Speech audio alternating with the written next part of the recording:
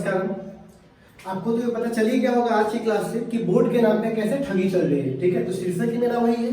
तो इसके लिए आप चाहे कोई भी चैप्टर पढ़ रहे हो, कहीं भी पढ़ रहे हो, कुछ भी पढ़ रहे हो, आप 3 वीडियोज हमारे देख लो, ठीक है। एक ये और 2 आगे आएगा वो, ये 3 वीडियो देख लो, आपको पूरा क्लियर हो जाएगा कि कैसे बोर्ड और के नाम पे कितनी ठगी की जा रही है, ठीक है। खैर, हम इस सवाल पे आते हैं। इससे पहले मैं आपको बता दूं कि ये वीडियोस आपको एक तो ऐप पर मिल जाएंगे, न्यूटन फिजिक्स के ऐप पर, और अगर आप वहां से नहीं जुड़े हैं तो आप टेलीग्राम में रहिए, टेलीग्राम से आपको मिल जाएंगे। लेकिन न्यूटन फिजिक्स के जो यूट्यूब चैनल पर सर्च करने पर ये नहीं आएगा, ठीक है। ये टेलीग्राम में आएगा और ऐप पर आएगा, ठीक है ना। क्योंकि मुझे दिखाना है कि टेलीग्राम कैसे ये चीजें कैसे कन्वर्सेशन का पार्ट लेकर कैसे इसमें क्या चल रही है। एक बहुत बड़ा स्कैम है, इसको जरा मैं खोलता हूँ। देखो बुआ, आज का जो टॉपिक है इसी से आपको समझा रहे हैं। आज का जो टॉपिक है उसका नाम है प्रिज्म, ठीक है। टॉपिक का नाम क्या है?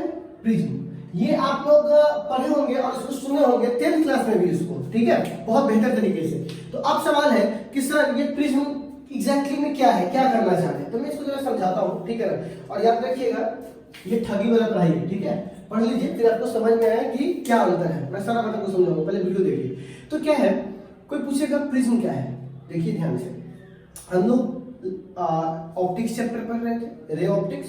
उस रे ऑप्टिक्स में हमने आपको बताया था कि हम लोग पहला चैप्टर पढ़ रहे हैं, सॉरी 9वां चैप्टर पढ़ रहे हैं रे ऑप्टिक्स। उसमें हम लोग को रिफ्लेक्शन पढ़ना था, मतलब परावर्तन। तो हम लोगों ने पढ़ लिया। जब कोई प्रकाश की किरण आएगी, टकराएगी, चली जाएगी, प्रक्रिया आपको आता है, ठीक है। फिर आया अपवर्तन। अपवर्तन मतलब कि जब कोई एक सतह होगा और उस सतह को जब पार कर जाएगा उसको हम लोग क्या बोलेंगे? रिफ्रैक्शन। अब 2 चीजों से हमको रिफ्रैक्शन करना था, एक प्लेन सतह से और दूसरा कर्व सतह से।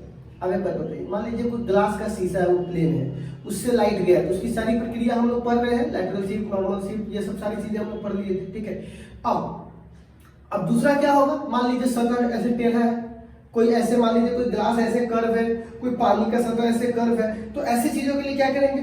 तो इसके लिए हमको पढ़ना होता है लेंस। देखो, सीधा के लिए पढ़ते हैं प्लेन सरफेस, उसके बाद पढ़ते हैं कर्व सरफेस के लिए लेंस। अब अवतल लेंस, उत्तल लेंस, ये सारी प्रक्रिया है, उसको हम लोग लेंस वाले टॉपिक को थोड़े समय के बाद। आज क्या करते हैं, ये एक प्लेन सरफेस, ये एक प्लेन सरफेस, जब दोनों प्लेन सरफेस को ऐसे मिलाएंगे तो एक प्लेन सरफेस बन जाएगा दोनों मिलकर के, वो तो हम लोग पढ़ चुके हैं। लेकिन अगर इसी को कुछ एंगल पर रख देंगे तो ये कुछ इस तरह का निर्माण करेगा। और जब दो प्लेन सरफेस, कैसा प्लेन सरफेस? 2 प्लेन सरफेस एक दूसरे से कुछ एंगल पर रखा होता है, इसी को हम लोग क्या बोलते हैं? प्रिज्म। इसी कॉम्बिनेशन को हम लोग क्या बोलते हैं? प्रिज्म। तो हमको आपसे सिर्फ एक सवाल पूछना है, क्या हम कोई नया चीज पढ़ने जा रहे हैं या फिर पुराने वाले का ही खाली कॉम्बिनेशन है? कुछ नहीं, पुराने वाले का ही क्या है? कॉम्बिनेशन है। बहुत लोग नया समझ के पढ़ लेते हैं। तो कोई पूछेगा प्रिज्म क्यों पढ़ते हैं, तो कहिएगा इसलिए पढ़ते हैं बिकॉज हम क्या कर सके, 2 प्लेन सरफेसेज को कुछ एंगल पे रख के हम उस क्राइटेरिया को फॉलो कर सके, मतलब उससे रिस्पेक्टिव जितनी भी चीजें सबको निकाल सके, ठीक है। तो आप समझ रहे हैं प्रिज्म क्या है, तो लिखेंगे द कॉम्बिनेशन ऑफ, ऐसे लिखेंगे, इफ 2 प्लेन रिफ्लेक्टिंग या ट्रांसपेरेंट, जिससे रिफ्रैक्शन हो, ट्रांसपेरेंट भी लिखा होता है तो कोई दिक्कत नहीं, ट्रांसपेरेंट रहेगा तभी रिफ्रैक्शन होगा, और रिफ्रैक्शन मतलब कि ट्रांसपेरेंट है, दूसरे का साइन है, ठीक है। Plane reflecting surfaces at some angle to each other, this combination is called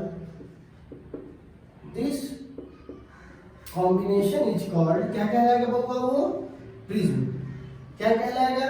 prism. सबका लिखा है, ठीक है। क्या कहलाएगा? प्रिज्म। अब जरा समझिएगा, क्या बोलेंगे? जब 2 प्लेन रिफ्लेक्टिंग सरफेसेज जो, जब 2 क्या हो, प्लेन रिफ्लेक्टिंग सरफेसेज जो कहां पर हो, कुछ एंगल पर रखा हुआ है, किससे? एक दूसरे से, इसी कॉम्बिनेशन को हम लोग क्या बोलेंगे? प्रिज्म, ठीक है। अब जरा सा आपको यहां समझने की जरूरत है, ये बिहार बोर्ड 2013 में पूछ चुका है 5 नंबर में, आप जाकर देखिए, और 2018 में या 19 में देख लीजिएगा कि कब पूछा होगा, ठीक है। लेकिन पूछा होगा।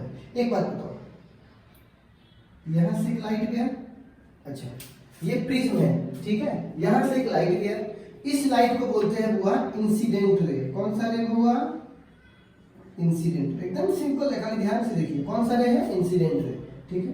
अब आपको पता है कि सतह ऐसा है, तो नॉर्मल मतलब क्या? परपेंडिकुलर। एक बात बताइए, इस पर ये परपेंडिकुलर है कि नहीं, ठीक है, इसको क्या बोलेंगे, नॉर्मल। क्या बोलेंगे, नॉर्मल। और नॉर्मल से जो इंसिडेंट कोण बनाता है उसको हम लोग बोलते हैं आई। आई को क्या बोलते हैं, इंसिडेंट एंगल। आई को क्या बोलते हैं, इंसिडेंट एंगल। अब एक बात बताओ, बाहर कोई एयर है और अंदर ग्लास है, ठीक है ना, अंदर क्या है, ग्लास है। तो जब एयर से ग्लास में जाएगा तो नॉर्मल की तरफ मुड़ जाएगा, तो नॉर्मल जाना चाहिए था ऐसे, ठीक है, लेकिन घूम कैसे गया, नॉर्मल की तरफ। ये नॉर्मल है ना, तो जब ये रेयर से डेंसर में जाएगा तो नॉर्मल की तरफ घूम जाएगा। सिंपल सा कॉन्सेप्ट, कोई जगह दिमाग नहीं लगाना है। और नॉर्मल से इसको क्या बोलेंगे, R1, मतलब रिफ्रैक्शन पहले सरफेस के द्वारा। अब देखो, अब इसका नॉर्मल कैसे हो गया, देखिएगा, ठीक है, ये इसका नॉर्मल है इस वाले सरफेस का, ठीक है, ये नॉर्मल है। तो जब इस वाले सरफेस का ये नॉर्मल है तो क्या होगा, जब डेंसर से रेयर में जाएगा तो ये नॉर्मल से दूर जाएगा। तो देखो, जाना चाहिए था सीधा, लेकिन थोड़ा घूम गया नॉर्मल से। रेयर से डेंसर में तो नॉर्मल की तरफ, और डेंसर से रेयर में तो नॉर्मल से दूर।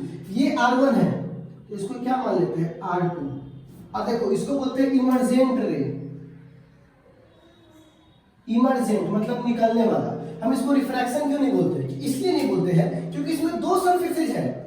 तो ये तो रिफ्रैक्शन अंदर वाला, ये इंसिडेंट है, ये पूरा रिफ्लेक्टेड है, और ये इमर्जेंट है। देखो ध्यान से, ये इंसिडेंट आया, रिफ्लेक्टेड, ये सरल लाइन रिफ्लेक्टेड है, और ये क्या है, निकलने वाला, इमर्जेंट। तो इमर्जेंट एंगल को बोलते हैं E, ठीक है। इसको R1, इसको R2, और इसको क्या बोलते हैं, E। अब इससे कुछ नाम देते हैं। एक बात बताओ, इसको जरा ध्यान से समझना है, ठीक है।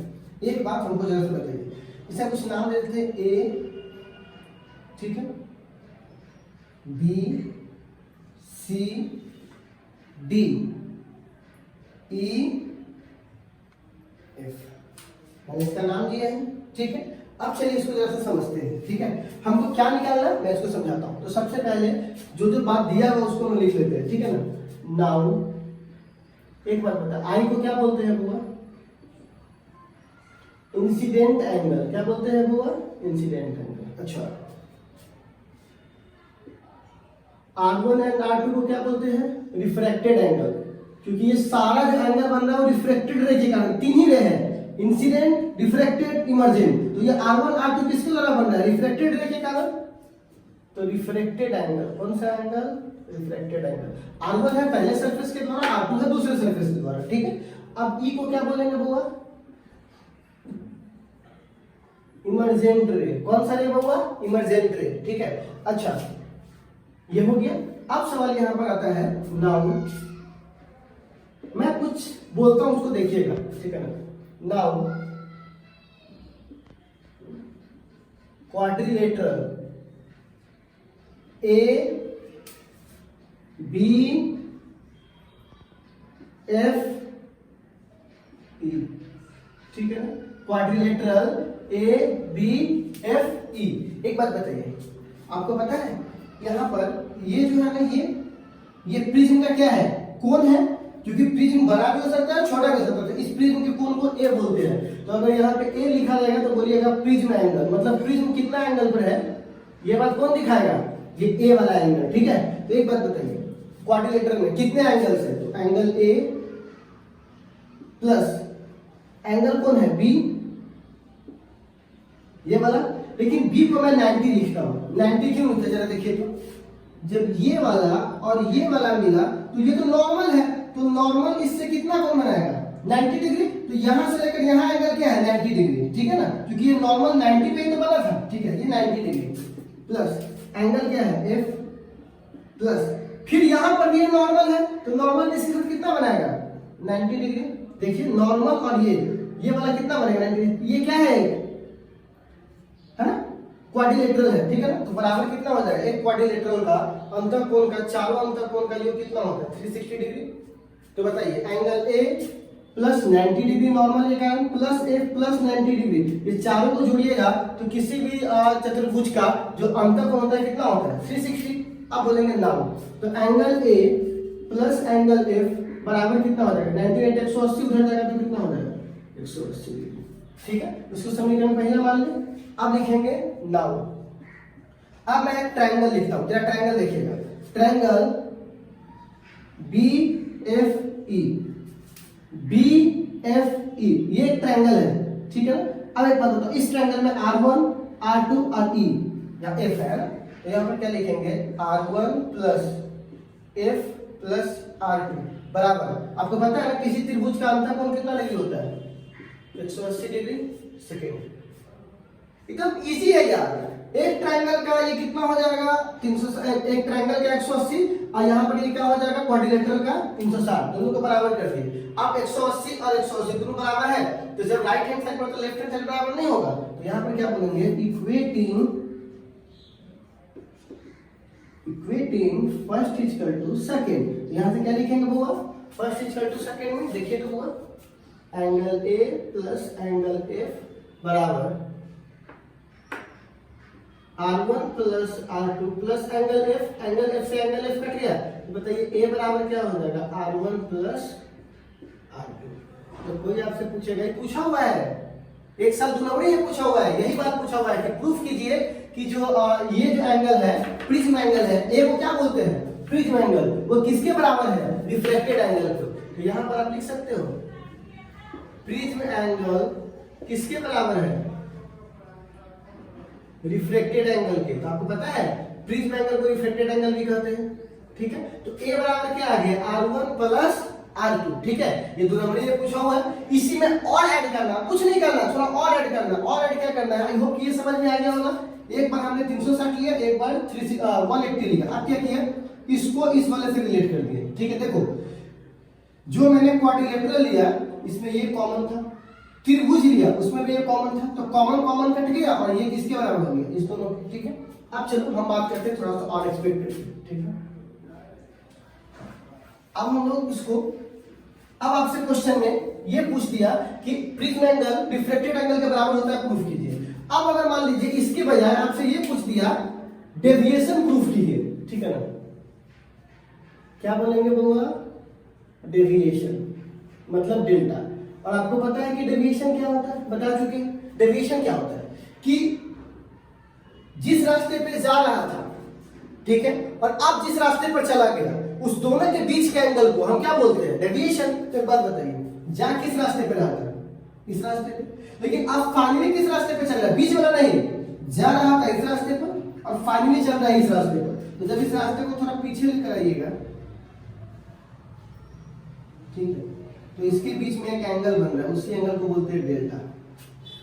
जा रहा था इस रास्ते पर, लेकिन इस प्रिज्म के कारण अब चला गया इस रास्ते पर, तो इस रास्ते और इस रास्ते के बीच का जो एंगल होता है उसी एंगल को हम लोग क्या बोलते हैं डेविएशन। एक बात बताइए, इसमें कितने सरफेस है, दूसरा, ध्यान से देखिएगा। जो ये पहला वाला सरफेस था, ठीक है ना, तो ध्यान से देखिएगा, पिक्चर में सब कुछ है। पहला वाला जो सरफेस था वो क्या किया है जब ये जा रहा था तो उसको इतना मोड़ दिया, मतलब उसको थोड़ा यहाँ पे कर दिया, तो यहाँ से यहाँ को डेल्टा 1 लिखेंगे। डेल्टा 1 कहने का क्या मतलब डेविएशन, किसके द्वारा, पहले सरफेस के द्वारा, ठीक है। अब देखिएगा, अब ये ऐसे जा रहा था, फिर ये वाला सरफेस को ऐसे धक्का दे दिया, तो जा रहा था ऐसे, अब धक्का दे दिया ऐसे, तो इसके बीच का एंगल क्या है डेल्टा 2। पहले वाला सरफेस के द्वारा डेल्टा 1, दूसरे वाले सरफेस के द्वारा डेल्टा 2। पहले वाला सरफेस इसको अपने मुख्य पक्ष से थोड़ा सा घुमा दिया तो डेल्टा 1 घुमाया, दूसरा वाला को थोड़ा घुमा दिया डेल्टा घुमा दिया।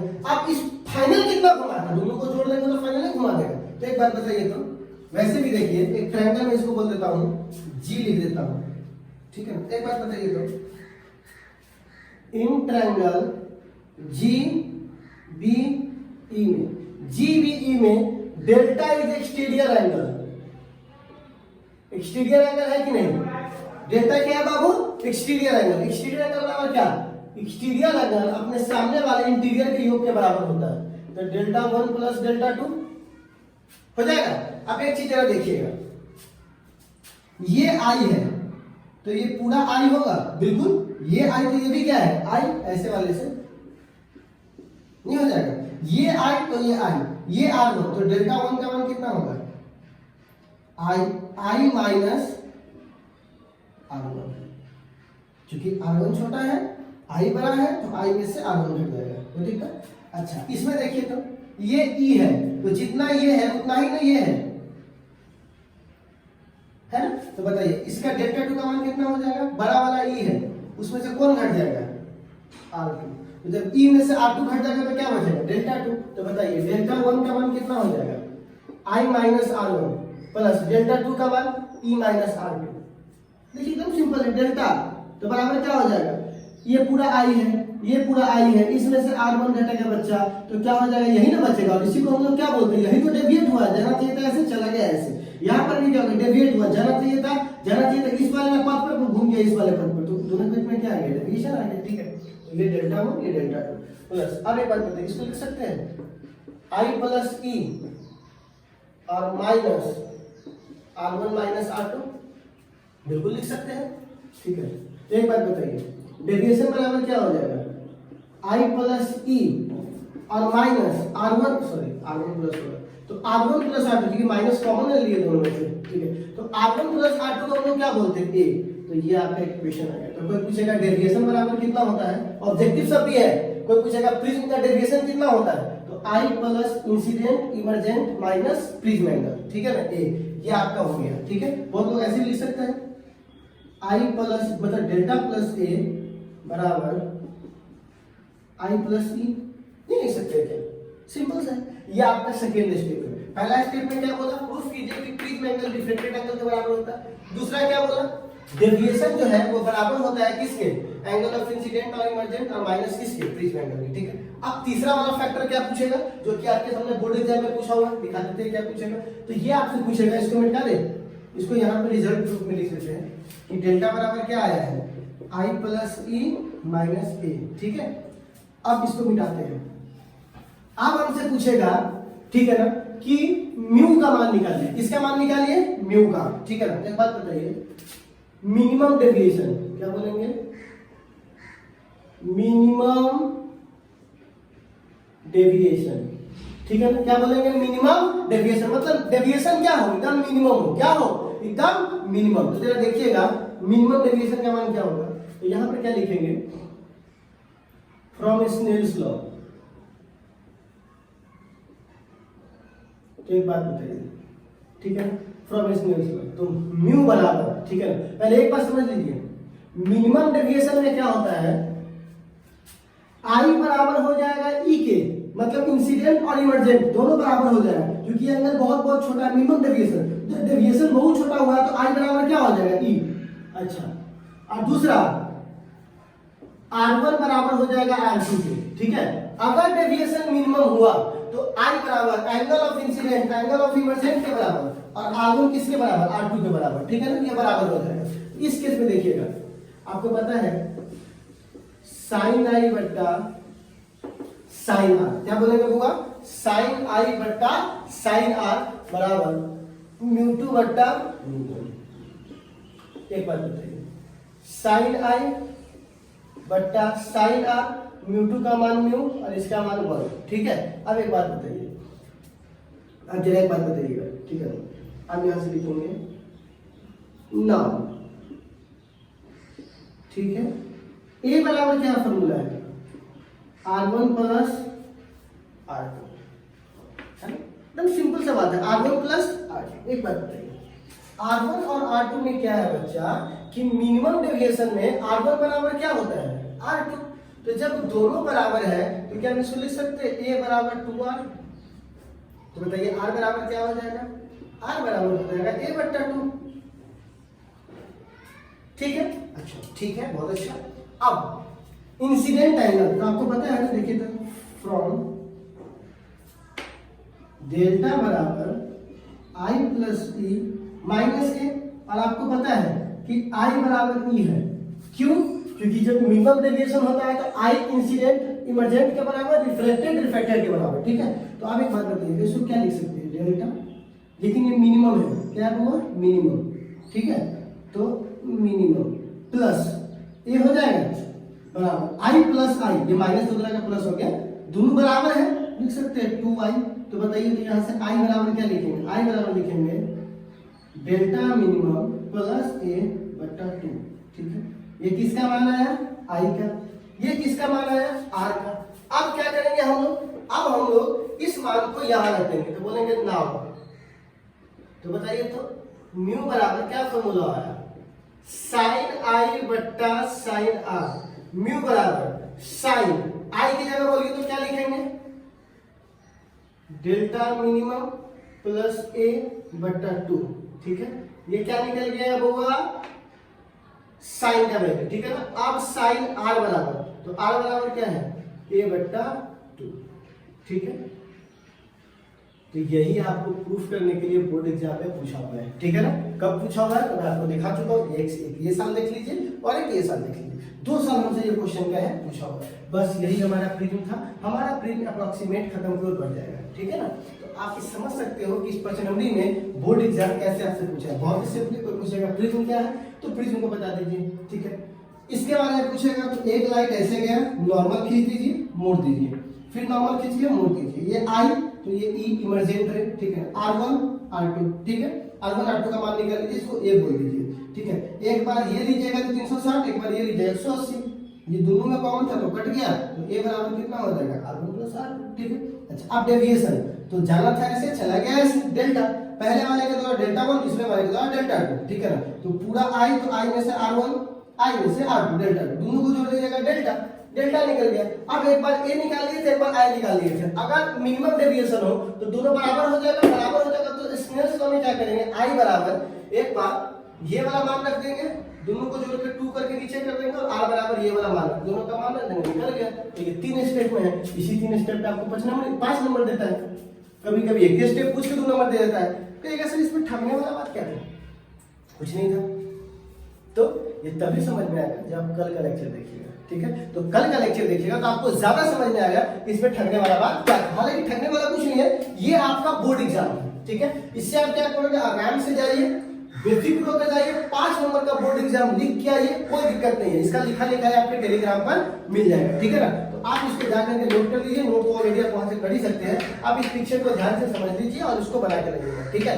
एक बार इसको पढ़ लीजिए, कल जब हम लोग आएंगे तब देखेंगे इस प्रिज्म को कैसे हम ठगने के तरीके से पढ़ाए, और जब तक आप रियल में नहीं पढ़ेगा कैसे पता चला कि ये क्या था वो क्या था। तो कल के लेक्चर का वेट कीजिए, जब कल आएंगे तो आपको हम क्या करेंगे, वापस इन चीजों को पढ़ाएंगे, लेकिन दूसरे तरीके से, ठीक है। तो खैर ये आपने बोर्ड एग्जाम के लिए था, एक प्रिपरेशन कर लीजिए इसका, फिर हम लोग आगे बढ़ते हैं। और बच्चों याद रखिए, आज प्लस कल का लेक्चर देख लीजिए, फिर आपको समझ में आएगा न्यूटन सर क्या कहना चाहते हैं और आप क्या समझ रहे हैं, ठीक है।